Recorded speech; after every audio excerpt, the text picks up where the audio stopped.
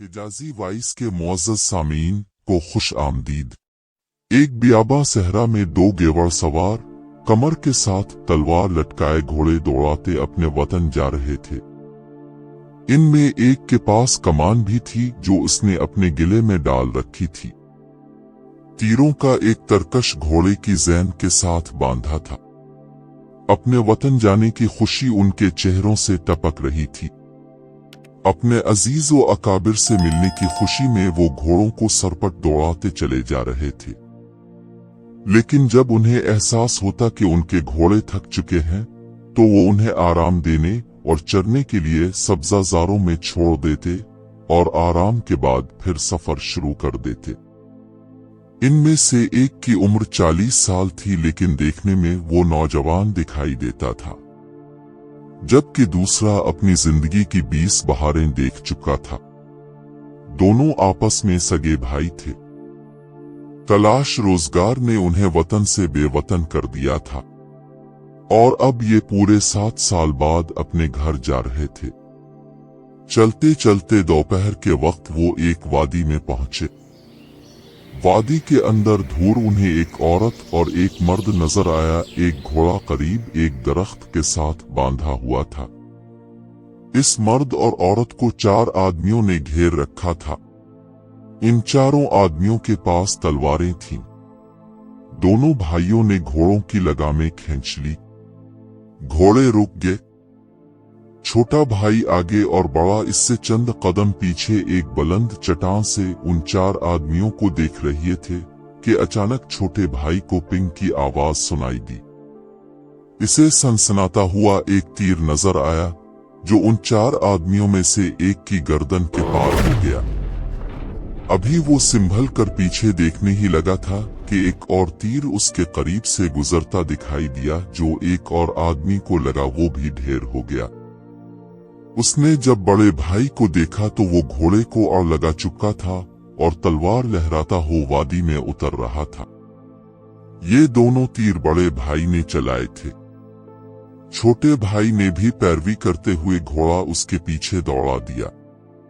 वो अभी चंद कदम दूर ही था कि बड़े भाई ने तलवार का वार करते हुए एक और आदमी की गर्दन उड़ा दी, जबकि चौथा आदमी भागने की कोशिश में तीर लगने से गिर पड़ा।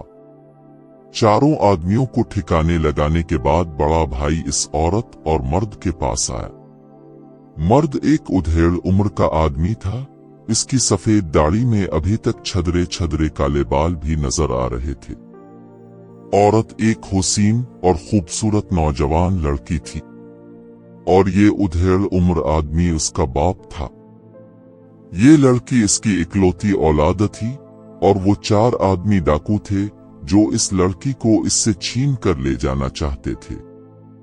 दोनों भाइयों में जो बड़ा था वो बहुत अरसा पहले अपने वतन के हाकिम की फौज का ओहदेदार रह चुका था, जो एक बेहतरीन तीर अंदाज और तलवारबाज था।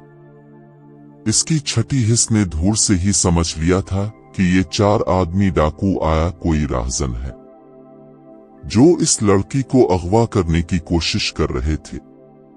लड़की का बाप बीमार था। शहर से 20 मील दूर एक बस्ती में रहते थे। लड़की अपने बाप को शहर में किसी हकीम के पास ले जा रही थी। रास्ता भटक कर वो इस तरफ आगे। लड़की के बाप ने दोनों भाइयों का शुक्रिया अदा किया। वो बहुत डरा हुआ और परेशान था। दोनों भाइयों ने इसकी हौसला अफजाई की और उनको अपनी हिफाजत में वापस सीधे रास्ते से उनको वापस अपने गांव पहुंचाया। वो शहर से गुजरते थे कि उन्होंने एक फकीर की अजीबो गरीब सदा सुनी जो ये कह रहा था, कोई है जो मेरे हाथ में थोड़ी देर के लिए दौलत रख दे ताकि मैं दौलत से कुछ देर लुत्फ हासिल कर लूं। दोनों भाइयों ने जब ये सदा सुनी तो उन्होंने अपनी जमा पूंजी फकीर के हाथ में रख दी। जब थोड़ी देर बाद वो अपनी दौलत फकीर से लेने लगे तो फकीर ने शोर मचा दिया कि ये दोनों मेरी दौलत मुझसे छीना चाहते। बस फिर क्या था, लोग इकट्ठे हो गए और दोनों भाइयों और इस भिखारी को लेकर बादशाह के पास चले गए। बादशाह ने भिखारी और दोनों भाइयों का मौकिफ सुना। भिखारी का कहना था कि ये इसकी दौलत है और ये दोनों भाई इससे छीनना चाहते हैं, और यूं मामला आपके पास आ गया।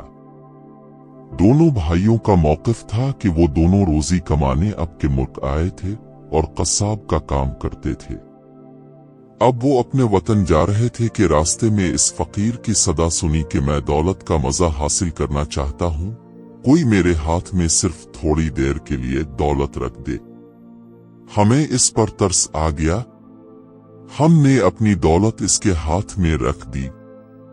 जब हमने वापसी का मुतालबा किया तो उसने शोर मचा दिया। बादशाह ने दोनों का बयान सुना तो फौरन हुक्म दिया, एक बर्तन में गर्म पानी लाओ। सब हैरान रह गए कि बादशाह ने बजाय फैसला सुनाने के ये क्या हुक्म दे दिया। उधर दोनों भाई अलग खौफजदा, न जाने बादशाह अब हमें क्या सजा देगा। खैर बर्तन में खोलता हुआ पानी लाया गया। बादशाह ने फकीर से अशरफियों की थैली लेकर गर्म पानी में डाल दी। ये सोने और चांदी के सके थे। थोड़ी देर बाद बादशाह ने तमाम दौलत दोनों भाइयों को दे दी और भिखारी को कैद खाने में डाल दिया। तमाम दरबार हैरान था, बादशाह ने कैसे फैसला कर दिया। आखिर एक दरबारी ने हिम्मत करके पूछ ही लिया, बादशाह सलामत, आपने ये फैसला कैसे किया? बादशाह ने कहा, चूंकि दोनों भाई कसाब हैं, गोश्त काटते बेचते हैं, उनके हाथों से गोश्त के जर्रात अशरफियों पर लगकर जिम गए थे। गर्म पानी में गोश्त के जर्रात अलग होकर तैरने लगे। बस मैंने अंदाजा लगा लिया कि भिखारी झूठ बोलता है और दोनों जवान सच्चे हैं।